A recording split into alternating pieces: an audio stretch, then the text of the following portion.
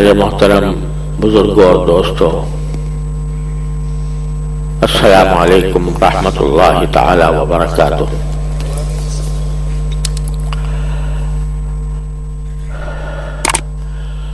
سورہ تکاثر میں، الہاکم التکاثر میں آخر میں اللہ تبارک و تعالی نے فرمایا وَلَتُسْأَلُنَّ يَوْمَئِذٍ عَنِ النَّعِيمِ، کہ اس دن یعنی میدان حشر میں تم سے سوال ہوگا اللہ تعالیٰ کی دی ہوئی نعمتوں کے بارے میں۔ تو میں اپنی ساری زندگی میں اللہ تبارک و تعالیٰ نے جو جو نعمتیں عطا فرمائی ان سب کے بارے میں سوال ہوگا کہ تم نے ان نعمتوں کو کس طرح خرچ کیا اور اس پر کتنا شکر ادا کیا۔ اسی حدیث کی تشریح سمجھنا چاہیے، اسی آیت کی تشریح سمجھنا چاہیے اس حدیث پاک کو جس میں رسول کریم صلی اللہ علیہ وسلم نے بتایا کہ آخرت میں تم سے کیا سوال ہوگا، کن نعمتوں کے بارے میں سوال ہوگا۔ اس کا کچھ بیان میں پچھلے 2 جمعوں میں نے کیا ہے۔ یاد دہانی کے لیے حدیث کو دہراتا ہوں کہ رسول کریم صلی اللہ علیہ وسلم نے ارشاد فرمایا کہ آدم کے بیٹے یعنی انسان کے قدم اپنی جگہ سے ہلیں گے بھی نہیں، یعنی جنت کی طرف جانے کے لیے آگے بڑھیں گے بھی نہیں جب تک کہ اس سے 4 باتوں کا سوال نہ ہو۔ ایک بات یہ کہ ہم نے تمہیں عمر دی تھی، زندگی دی تھی، اس کا ایک ایک لمحہ بڑا قیمتی تھا،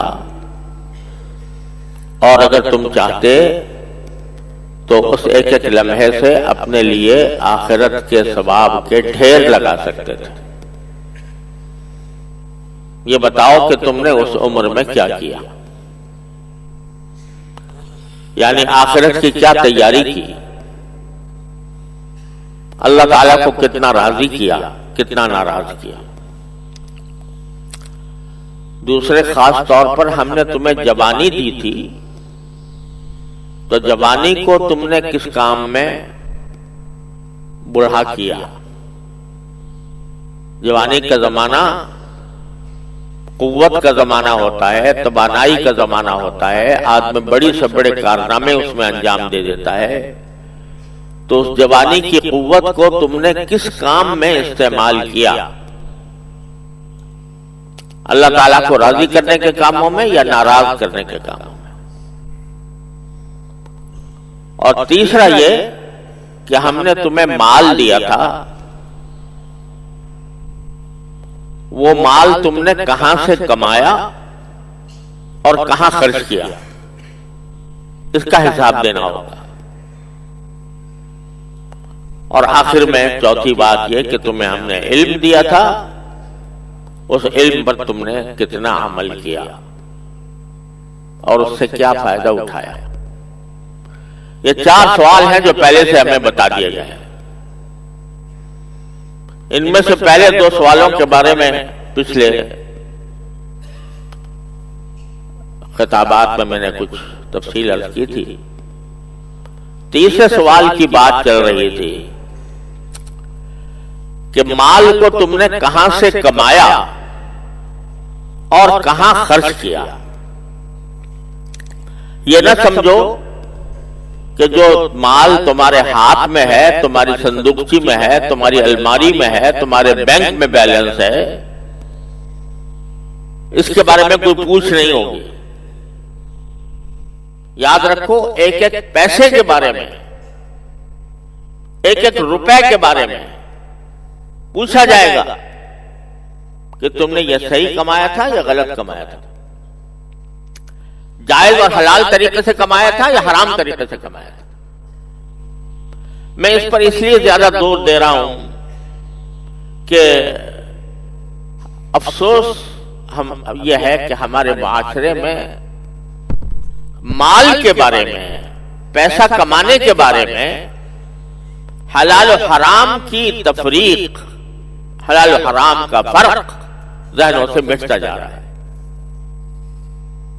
یہاں تک کہ وہ لوگ جو اچھا خاصے دیندار کہلاتے ہیں،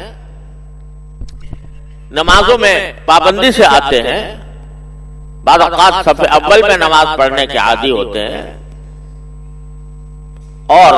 ذکر و تسبیح میں بھی مشغول ہوتے ہیں، تلاوت قرآن بھی کرتے ہیں، لیکن جب مال کمانے کا وقت آتا ہے تو اس وقت میں یہ تصور ذہن سے مٹ گیا ہے کہ یہ مال میرے پاس حلال طریقے سے آ رہا ہے یا حرام طریقے سے آ رہا ہے۔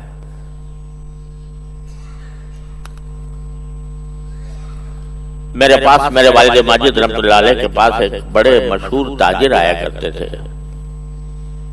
اور بڑے تہجد گزار تھے اور بزرگوں سے تعلق رکھنے والے، بزرگوں کی مجلس میں آ کر بیٹھنے والے، اور کچھ عرصے کے بعد معلوم ہوا کہ وہ بزرگوں کے پاس جاتے ہیں اس لیے کہ دعا کرائیں کہ جی میں اللہ میں مجھے کامیاب کر دے، اللہ میں مجھے کامیاب کر دے۔ پتہ چلا کہ وہ کامیابی کا مطلب یہ تھا کہ وہ سٹا کھیلا کرتے تھے اور سٹے میں کامیابی کے لیے بزرگوں سے دعا کرواتے تھے کہ سٹے میں سٹے کا لفظ تو استعمال نہیں کرتے تھے کہ جی اللہ مجھے کامیاب کر دے۔ اب تہجد پڑھ رہے ہیں، نمازیں پڑھ رہے ہیں، روزے رکھ رہے ہیں، بزرگوں کے پاس جا رہے ہیں، دعائیں کروا رہے ہیں، لیکن پیسہ کمانے کا معاملہ آتا ہے تو کہ جی سٹے سے آئے تو چلو لے لو، سود سے آئے تو لے لو، جوئے سے آئے تو لے لو، کسی کا حق مار کر آئے تو لے لو، رشوت دے کوئی دے تو لے لو۔ یہ تصور ذہن سے مٹتا جا رہا ہے کہ اس جو مال حرام طریقے سے کمایا جا رہا ہے اس کا مجھے حساب دینا ہے۔ ایک ایک روپیہ جو تم حرام سے کما رہے ہو تم اپنے پیٹ میں جہنم کے انگارے داخل کر رہے ہو۔ اور یہ بعض چیزیں تو حرام ایسی ہیں جو ہر ایک کو پتہ ہیں، مثلا چوری کرنا، ڈاکہ ڈالنا، یا دوسرے کا مال غصب کر لینا، یا سود کے ذریعے کمائی کرنا، جوئے کے ذریعے کمائی کرنا، یہ سب جانتے ہیں۔ بہت سے لوگ تو یہ جانتے بوجھتے بھی یہ کام کرنے کے لیے نہ صرف یہ کہ تیار ہوتے ہیں بلکہ اس کی تعویلیں اور دلیلیں پیش کرتے ہیں کہ بھئی ہمیں تو اس دنیا میں رہنا ہے، دنیا میں یہ کام ہو رہا ہے، ہم کیا کریں، ہم تو رہیں گے اسی طرح، جو دوسرے کر رہے ہیں ہم بھی کریں گے۔ سود کھا رہے ہیں